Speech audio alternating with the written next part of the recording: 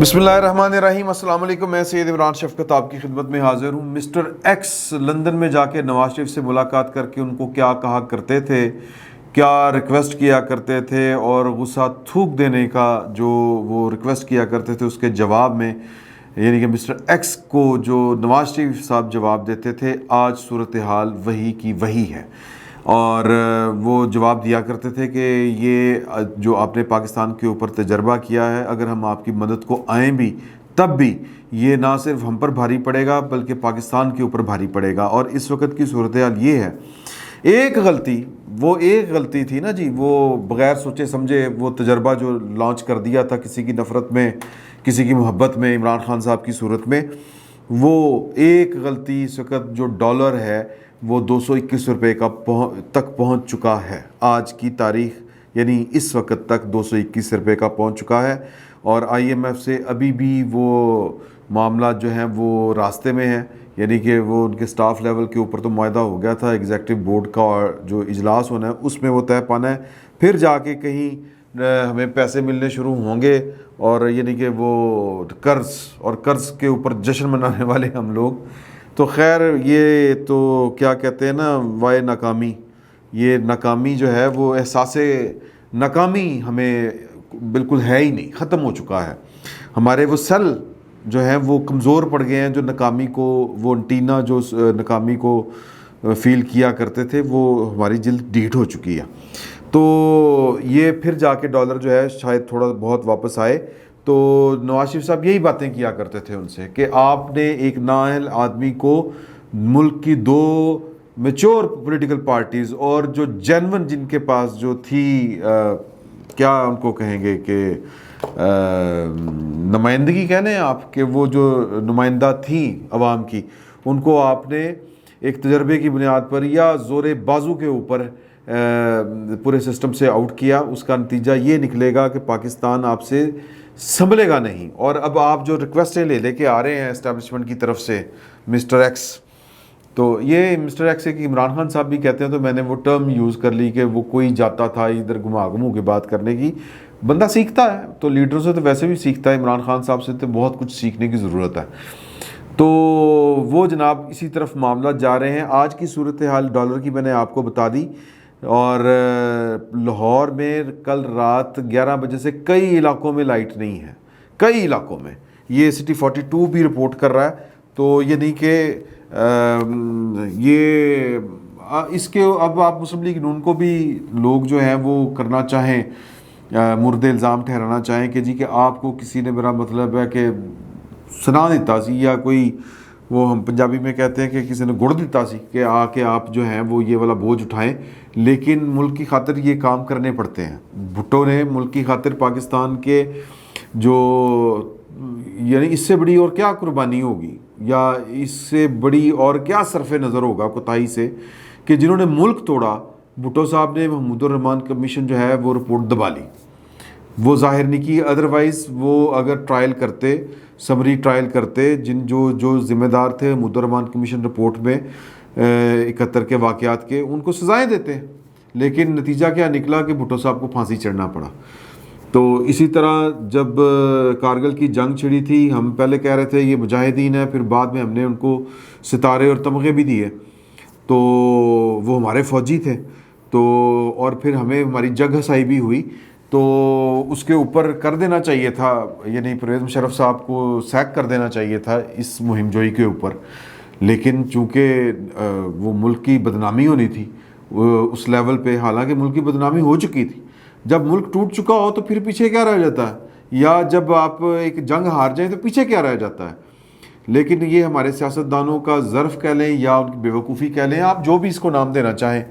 اب یہ بھی دیکھ لیں کہ عمران خان صاحب کا تجربہ تھا، وہ جو تجربہ ہے وہ ناکام پڑا ہے، اور عمران خان صاحب الٹا جان کو آئے ہوئے ہیں، اور لوگ جو ہیں وہ کچھ ایک حلقہ وہ جو پروپیگنڈا جو ہے وہ اس کا شکار ہے، وہ اتنا شکار ہے کہ پاکستان کی فوج کے اندر کے بھی لوگ کئی شکار ہیں، یا ان کے جو، کیونکہ میں نہیں یہ والی بات کر رہا، میں بڑا بڑا آدمی ہے سر، بہت غریب آدمی ہوں اور بہت کمزور آدمی ہوں۔ یہ عمران خان صاحب بات کرتے ہیں کہ آپ کے خاندانوں کے خاندان پی ٹی آئی کے سپورٹر ہیں اور ان کے ووٹر ہیں، تو یہ پروپیگنڈے کا اثر ہے کہ وہ اب لیڈر بنے بیٹھے ہیں اپنی طرف سے.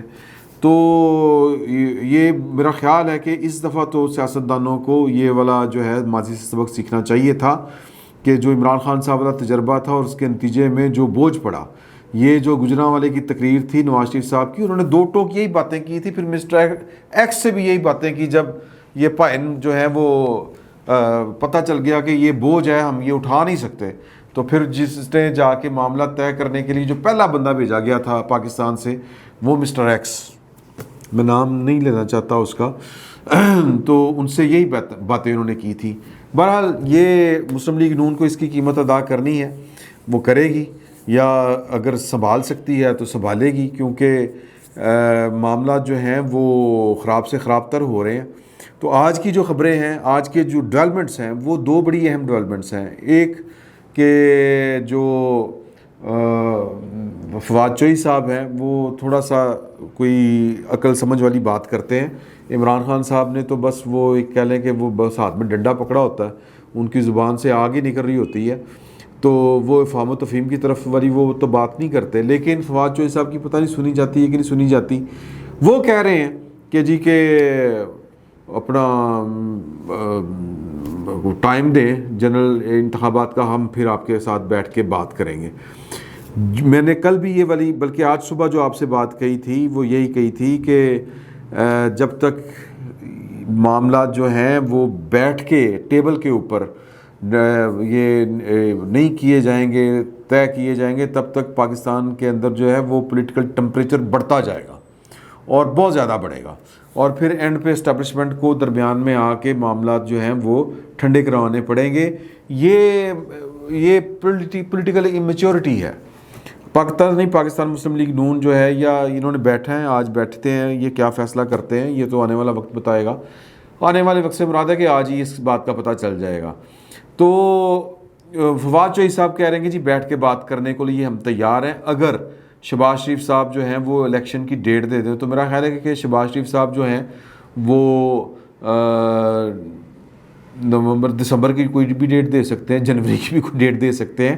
یہ معاملہ نہیں ہے, یہ پتہ ہے, یہ عمران خان صاحب کو بھی پتہ ہے اور فواد چوہی صاحب کو بھی پتہ ہے کہ وہ ڈیٹ جو مانگ رہے ہیں وہ پہلے کی مانگ رہے ہیں, اور ان کو پتہ ہے کہ پاکستان مسلم لیگ نون جو ہے وہ نومبر کے بعد کی ڈیٹ کوئی دے گی, نومبر دسمبر جنوری فروری کوئی بھی. تو جنوری فروری کی اگر کوئی ڈیٹ دیتے ہیں کہ جی فلاں تاریخ کو الیکشن ہو جائیں گے, تو لیکن وہ پھر پورا ایک پروسیجر ہے نا کہ ایک نگران حکومت بنے گی, وہ پھر بننے کا ایک طریقہ کار ہے. عمران خان صاحب کو واپس اسمبلی میں آنا پڑے گا, نہیں تو پھر راجہ ریاض صاحب بھی اپوزیشن لیڈر ہیں, ان کے ساتھ بیٹھ کے معاملہ طے ہو جائیں گے. اپنی مرضی کا وزیر اعظم جو ہے وہ آ جائے گا, عمران خان صاحب پھر چیکو رولا پاتے پھریں گے. تو یہ والی ایک ہے تو ڈیولپمنٹ کہ پاکستان مسلم لیگ نون 28 نومبر سے پہلے, 28 نومبر 2022 سے پہلے کی تاریخ نہیں دے گی, اور پاکستان تحریک انصاف 28 نومبر 2022 کے بعد کی کوئی تاریخ لے گی نہیں. تو یہ ایک اس میں جو ٹرننگ پوائنٹ ہے, جو لوچا یہ ہے, جو ٹوسٹ ہے اس میں وہ یہ ہے. باقی دوسری ہے کہ نواز شریف صاحب ترلوں کے اوپر آ گئے ہیں. وہ کہہ رہے ہیں کہ جی کہ کل مریم نے بھی خیر کہا تھا کہ چیف الیکشن کمشنر صاحب بہادر یہ تھا کچھ کرو, عمران خان صاحب کا کچھ کرے. تو وہ آگے سے ہنس کے دکھا رہے ہیں. تو فارن فنڈنگ کیس کا وہ کہہ رہے ہیں کہ جی کہ فیصلہ جلدی کرے, اتنا ڈیلے ہو گیا. انہوں نے ٹویٹ کیا ہے بڑا لمبا چوڑا. تو عمران خان صاحب بھی جو الیکشن کمیشن کے پیچھے پڑے ہوئے ہیں وہ آپ کو پتہ ہے, مریم صاحبہ بھی کہہ رہی ہیں, اور بڑے سارے لوگ کہہ رہے ہیں. اندھوں کو نظر آ رہا ہے کہ الیکشن جیتنے کے باوجود وہ الیکشن کمیشن کے خلاف اس لیے ہیں کہ ذہن سازی کر سکے, لوگوں کو ماحول بنا دیں کہ جی کہ یہ ہمیں جو نااہل قرار دیا گیا ہے یہ مطلب ہمارے وہ خلاف تھا, حالانکہ وہ خلاف نہیں تھا. یہ خود عمران خان صاحب جو ہیں وہ تعریفیں کرتے رہے ہیں, لیکن عمران خان صاحب ایک وہ کہتے ہیں نا کہ نہ لتھی تھی نہ چڑھی تھی, ہم پنجابی میں کہتے ہیں کہ ان کو شرم یا ہی کوئی نہیں ہے. بندہ کہتا ہے نا یار یہ میں نے بات کی ہوئی ہے, اب میں اپنی بات سے کس طرح پھروں. خان صاحب نے ٹینشن ہی کوئی نہیں ہوتی, اتنی کو وہ ڈٹھائی ہے. میں اس کو, ہم پنجابی میں کہتے ہیں اس کو بے شرمی, ویسے تو اردو میں بھی بے شرمی کہتے ہیں, لیکن انہوں نے لتھی دی نہ چڑھی دی یہ کہتے ہیں کہ اس کو نہیں پاس اپنی زبان کا کہ میں نے پہلے کیا کہا ہے اور اب میں کیا کہہ رہا ہوں. تو خان صاحب کو یہ پرابلم ہے ہی نہیں. وہ تو فخریہ انداز میں کہتے ہیں کہ جرنیل اور لیڈر میں اگر یو ٹرن لینے کی صلاحیت نہ ہو تو نہ وہ اچھا جرنیل ہوتا ہے نہ اچھا وہ لیڈر ہوتا ہے. تو وہ کہتے ہیں کہ دونوں بھرا جنرل باجوہ صاحب تسی بھی یو ٹرن لے لو کہ مینوں معاف کر دیو اور میں بھی یو ٹرن لے لینا. میں کل تو کہہ دیں گا کہ باجوہ صاحب جیسا عظیم جرنیل آج تک تاریخ نے پیدا ہی نہیں کیا. تو وہ معافی تلافی ہو جائے, صلح محبت ہو جائے, تو یو ٹرن دونوں بھائی لے لیتے ہیں. پتہ نہیں باجوہ صاحب لیتے ہیں کہ نہیں لیتے. عمران خان صاحب کو لیتے ہوئے کوئی ٹائم نہیں لگے گا. تو میں بات کر رہا تھا الیکشن کمیشن کی کہ وہ فارن فنڈنگ کیس کا فیصلہ, ہماری جو دوست ہیں جو ذرائع ہیں وہ kہتے ہیں کہ مہینہ لگ جانا ہے, کیونکہ فارن فنڈنگ کیس کو پورے کا پورا جو ریکارڈ ہے اس کو دلائل سارا کچھ دیکھ کے پھر فیصلہ لکھنا پڑے گا. اور اس کے لیے بھی ٹائم اس لیے نہیں ہے کہ ہم ڈی لیمیٹیشنز جو ہیں, حلقہ بندیاں ہیں, الیکشن ایئر ہے یہ والا, تو ہم وہ ان کے اوپر جو اعتراضات ہیں ان کی ہیئرنگ کر رہے ہیں. وہ بھی ایک بڑا لمبا چوڑا کام ہوتا ہے.